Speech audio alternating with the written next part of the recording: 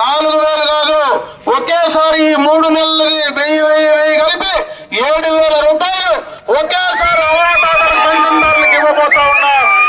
BC, SC, ST, మైనారిటీలకు సంబంధించినటువంటి మహిళలకు 50 సంవత్సరాలు దాటుతానే వాళ్ళకు కూడా పెన్షన్ వర్తించే కార్యక్రమాన్ని తీసుకోబోతా ఉన్నాం. మహిళలందరికీ ఆర్టీసీ బస్సులో ఉచితంగా ఇవ్వబోతా ఉన్నాం. బీసీలకు రక్షణ చట్టాన్ని తీసుకురాబోతా ఉన్నాం. యువతకంతా కూడా మరి వాళ్లకు ఉపాధికి సంబంధించి 3000 రూపాయలు వాళ్లకు భరణం ఇవ్వబోతా ఉన్నాం.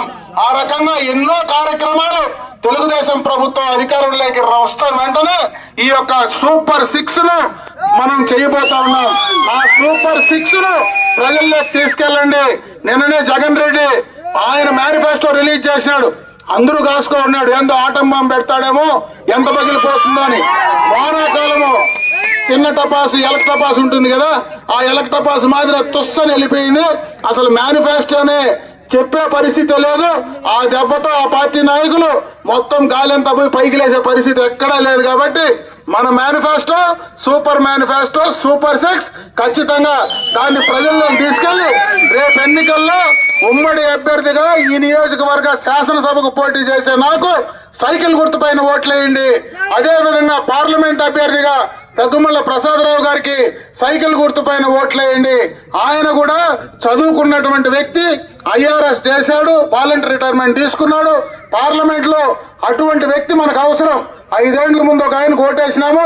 ఆయన ఎట్లుంటాడో ఎక్కడుంటాడో ఇంతవరకు ఆ ఎంపీ ముఖం ఎవడు చూసినోడు కూడా పాకలల్లో. అటువంటి వాడికి ఓటేస్తే ఢిల్లీకి పోయే పనిలో ఏడాలేదు. కుప్పానికి పోయి కొంచెంసేపు చంద్రబాబు నాయుడు తిట్టేసి మళ్ళీ వెళ్ళిపోతాడు. అది ఒకే కార్యక్రమం ఆయనకు అప్పచెప్పిండేది. ప్రజలు ఓట్లేసి ఈ కార్యక్రమం చేయమంటే ఆ కార్యక్రమం చేయడంలా. అందుకే అటువంటి వాళ్లకు ఓట్లేస్తే ఓటు మురిగిపోతుంది. దగ్గుమల్ల ప్రసాదరావు లాంటి వారికి ఓటేస్తే పార్లమెంట్ లో మనకుండేటువంటి సమస్యలు, మనకు కావలసినటువంటి అవసరాలు, ఈ రోజు మనకు ఏదైతే ఈ బైపాస్ రోడ్డుకు సంబంధించినటువంటి సమస్య కూడా వీకోట్లో చాలా ఉంది.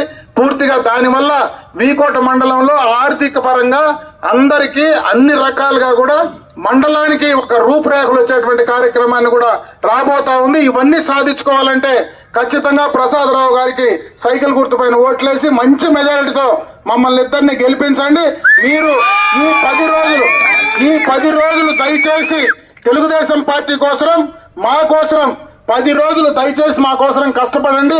రేపు వచ్చే 5 సంవత్సరాలు మేము మీకోసం పనిచేస్తానని చెప్పి ఈ సందర్భంగా మీ అందరికీ తెలియజేసుకుంటూ సెలవు తీసుకుంటున్నా.